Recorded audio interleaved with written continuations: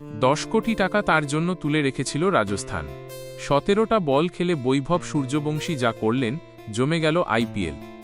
বৈভব সূর্যবংশী আইপিএলে রাজস্থান রয়্যালসের জার্সিতে নেমেই 15 বলে হাফ সেঞ্চুরি করলেন সিএসকের বিরুদ্ধে।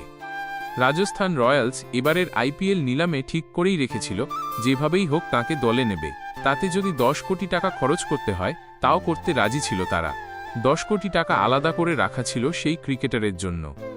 শেষমেশ রাজস্থান রয়্যালস মাত্র 1.1 কোটি টাকাতেই ভারতীয় ক্রিকেটে এই মুহূর্তে সবচেয়ে প্রতিভাবান কিশোরকে দলে নেয়।